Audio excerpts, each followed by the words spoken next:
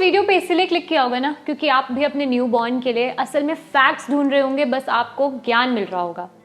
New parents के साथ ये बहुत होता है। घर में बच्चा आते ही सब तरह तरह की एडवाइस देते हैं और बेचारे न्यू पेरेंट्स हर तरह का नुस्खा भी अपनाते हैं और हर एडवाइस का पालन भी करते हैं।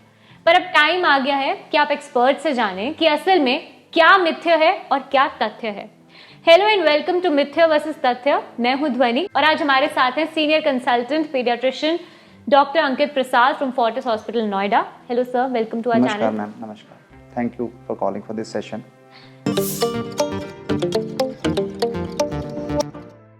विंटर्स हो या समर्स हो, बच्चों की मालिश भी होती है और माना जाता है कि बच्चे की मालिश करने से बोन्स स्ट्रॉन्ग होती हैं। ये बिल्कुल फैक्ट है, बिल्कुल अच्छी बात है ये। हम लोग भी रिकमेंड करते हैं कि 7 से 10 दिन का जब आपका न्यूबॉर्न बेबी हो जाता है तो आप उसकी मालिश चालू कर सकते हैं। We recommend gentle massage.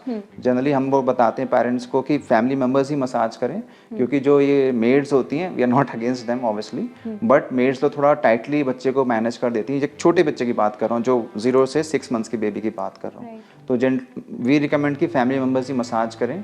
Coconut oil या ऑलिव ऑयल दोनों अच्छे ऑयल होते हैं जो बच्चों को जल्दी सूट कर जाते हैं। तो हम लोग रिकमेंड करते हैं कि gentle massage for the stretching of the muscles, क्योंकि जब वूम में होते हैं मदर के, तो हम लोग एक फ्लेक्स पोजीशन में रहते हैं, तो हम बाहर आते हैं तो हमारी मसल्स को भी एक स्ट्रेचिंग चाहिए।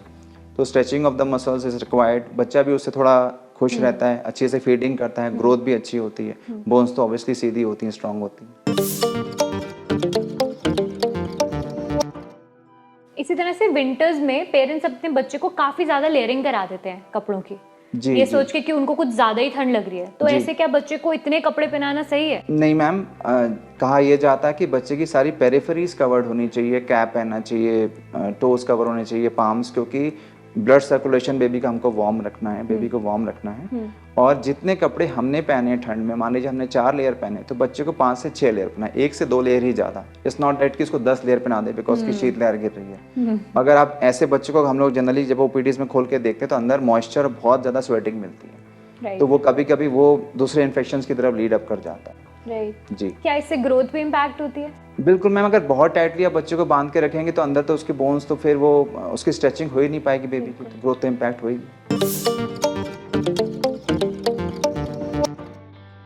यूजुअली लोग विंटर्स में बच्चों को रोज नहलाते भी नहीं है, ठीक है। उनको लगता है कि अगर हम बच्चे को रोज नहलाएंगे तो उसको सर्दी लग जाएगी। तो ये क्या फैक्ट है या ये एक मिथ है? मैम, बच्चे को जनरली तो वैसे रोज नहलाना चाहिए पूरे साल, लेकिन हम लोग जब शीत लहर आती है तो हम लोग मदर्स को ये बोलते हैं कि आप 1-2 दिन स्किप कर सकते हैं कि बहुत ज़्यादा टेम्परेचर डाउन है, एनवायरमेंटल टेम्परेचर 2 डिग्री 3 डिग्री है, we can skip that day. But that day also हम लोग स्पॉन्जिंग कहते हैं, प्रॉपर वेट स्पॉन्जिंग करिए, फिर बेबी को ड्राई टॉवल से पूरा पोछिए और फिर उसको अच्छे से साफ नए कपड़े पहनाइए, ताकि बेबी को भी क्लीननेस की एक एहसास रहे।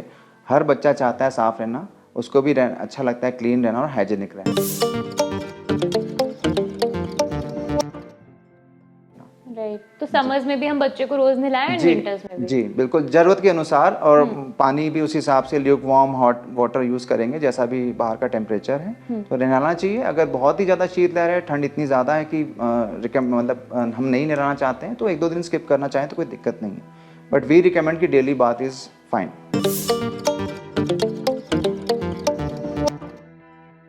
घर की जो दादी नानियाँ होती हैं वो यूजुअली बच्चों को नहलाते हुए उनके बॉडी पार्ट्स को प्रेस कर देती हैं। जी। जैसे गर्ल्स में ब्रेस्ट प्रेस कर देना, प्राइवेट पार्ट को प्रेस कर देना, क्या ये करना सही है? या कई बार देखा जाता है कि मालिश करते हुए भी उनकी नोज को शेप देना। नोज को शेप देना सही है मैम, लेकिन बाकी जो प्राइवेट पार्ट्स को सब सहलाना और जो भी आप मसाज कह रही वो ठीक नहीं है। It is very gentle requirement and depends कि बच्चे को भी प्रॉब्लम है क्या। अगर प्रॉब्लम नहीं तो क्यों उसको प्रेस करना। फिर gentle massage is okay, which is already we are doing. हम नहाने से पहले बच्चे की मसाज तो कर ही रहे हैं, उसके बाद हम बच्चे को नहला रहे हैं, तो बस उतना काफ़ी है।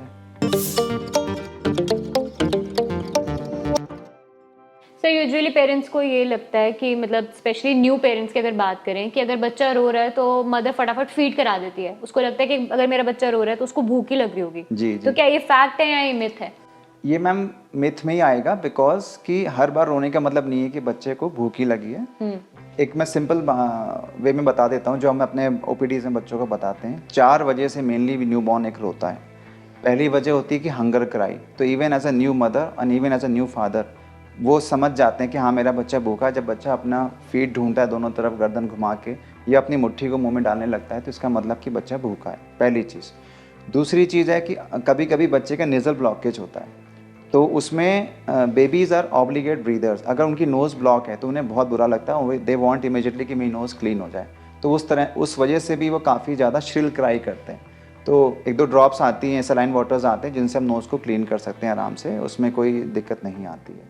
थर्ड वजह होती है एक ये जो इन्फेंट स्टेज आती है 2nd मंथ से लेकर जनरली 6 मंथ तक, कॉलिक पेन की। स्टमक में क्रैम्प्स होते हैं, पेट में मरोड़ उठता है, तो उसमें बच्चे को हम लोग कुछ कॉलिक ड्रॉप्स आती हैं, एंटी कॉलिक ड्रॉप्स आती हैं जो हमको देनी होती है, जिससे बच्चे को रिलीफ आ जाता है। और फोर्थ वजह होती है कि बच्चे का डायपर गीला है। जो बिल्कुल नए पेरेंट्स हैं, समटाइम्स दे डोंट रियलाइज कि डायपर गीला था इसलिए बच्चा रोए जा रहा है। Diaper heavy due to the urination, और डायपर हैवी है कि बच्चे ने स्टूल पास कर रखा है। तो वो अगर आपने बच्चे को अभी जस्ट आधे घंटे पहले फीड कराया है और बच्चा इज हाउलिंग लाइक एनीथिंग, तो आप बच्चे की चारों जो मैंने चीज़ें बताई चेक करिए। हंगर हो गया, आपने फीड करा दिया, बाकी 3 फैक्टर्स को चेक करिए। अगर बाकी तीनों फैक्टर्स में टिक है कि ये इस वजह से बच्चा नहीं रो रहा है, तो फिर ऑब्वियसली आपको अपने डॉक्टर को कंसल्ट करना चाहिए। अगर बच्चा कंटिन्यूस रो रहा है तो, और अगर 2 मिनट रो के चुप हो गया दैट्स ओके। बच्चे को रोना भी जरूरी है, उससे उसके लंग्स खुलते हैं।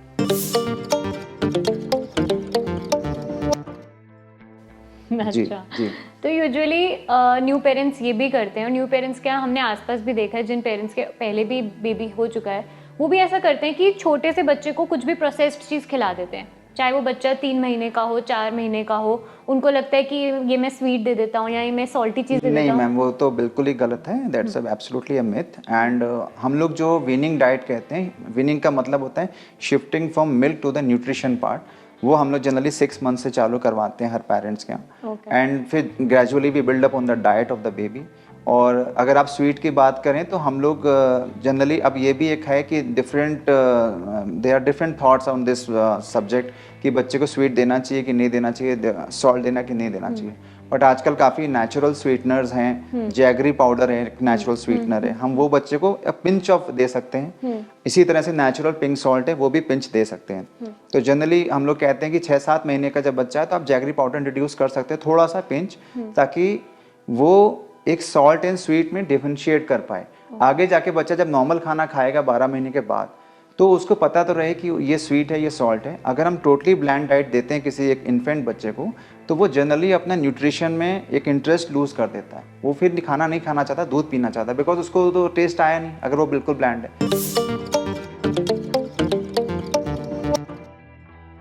तो वी रिकमेंड, अगेन पीपल से कि नहीं देना चाहिए, सम पीपल से कि नहीं देना चाहिए, बाल झड़ते हैं, ये सब भी मिथ्स हैं इसके साथ, लेकिन वी रिकमेंड कि दे सकते हैं। कि मतलब मीठा खाने से बाल झड़ते हैं बच्चों के? नहीं मैम, स्वीट एंड शुगर की बात हो रही है। अच्छा। हाँ, कि शुगर देते हैं तो बच्चों के बाल झड़ते हैं, स्वीट देते हैं तो दांत झड़ते हैं, ये सब मिथ है, ऐसा कुछ नहीं है।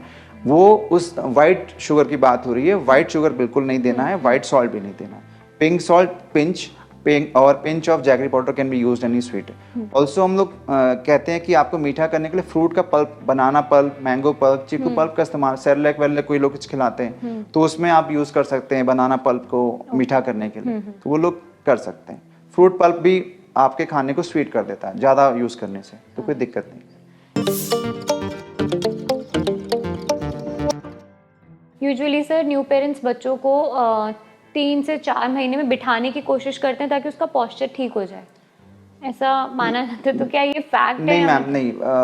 अगर हम 3 महीने के बच्चे को बैठाएंगे तो उसकी स्पाइन कर्व्ड हो जाएगी, क्योंकि वो बिल्कुल सॉफ्ट होती है, एक हम फॉर्म हो जाएगा। बच्चे का नेचुरल सिटिंग जो आता है विद सपोर्ट, बच्चा एक टेक लेके बैठा हुआ तो वो 6-7 महीने पे आना शुरू हो जाता है। और विदाउट सपोर्ट बच्चा अगर बैठेगा तो वो 7-8 महीने पे आना शुरू हो जाता है, जब बच्चा 7-8 महीने का हो। तो sitting with support comes by 6-7 months and without support comes by 7-8 months. That is very natural, that's okay. हम एक 3 महीने के बच्चे को बिल्कुल बैठा नहीं सकते। एंड अगर आपको बच्चे को मन है कि थोड़ा रिक्लाइन करना है तो अपने ऊपर लेटा लीजिए, उसके बैक को पूरी कंप्लीटली स्पाइन को सपोर्ट करिए ताकि उसमें जरा भी गैप ना रहे, ताकि वो कर्व ना हो उसकी spine. Ji.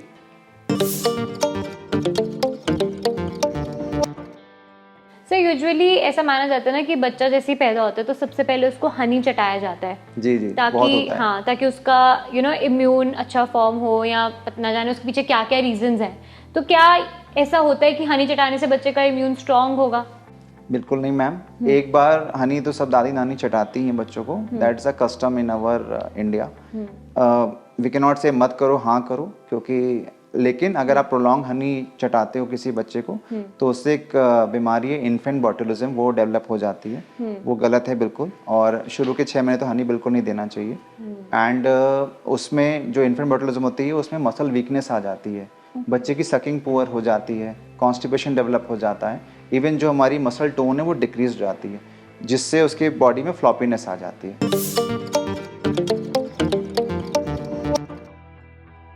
Thank you so much sir. I hope जितने भी न्यू पेरेंट्स ये वीडियोस देख रहे हैं उनके सारे ही मिथ्य और तथ्य क्लियर हो चुके होंगे कि क्या असल में फैक्ट्स हैं और क्या सिर्फ बनी बनाई बातें हैं, सुनी सुनाई बातें हैं। कुछ और अगर आप हमारे न्यू पेरेंट्स को सजेशन देना चाहते हैं आप बिल्कुल दे सकते हैं। जी ज़रूर कहना चाहूँगा, जो भी हमने अभी बातें करी, जो भी हमने इस सेशन में बातें करी, again saying different people have different thoughts, पर हमने जो बातें करी हैं ये बेसिकली तथ्य पे बेस्ड है। और हमारी ये जो साइंटिफिक मीटिंग्स होती है, हम सारे पीडियाट्रिशियंस डिस्कस करते हैं, we reach to a consensus, then we pass it on to the parents कि आपको ऐसा करना चाहिए, ऐसा नहीं करना चाहिए। तो ऐसे इसको लेके चलें और अपने सभी न्यूबॉर्न्स का खूब ख्याल रखें और अच्छे से जो गाइडलाइंस है उसको फॉलो करें, यही मैं आप सबसे कहना चाहूँगा। नमस्कार। Thank you so much sir for joining us.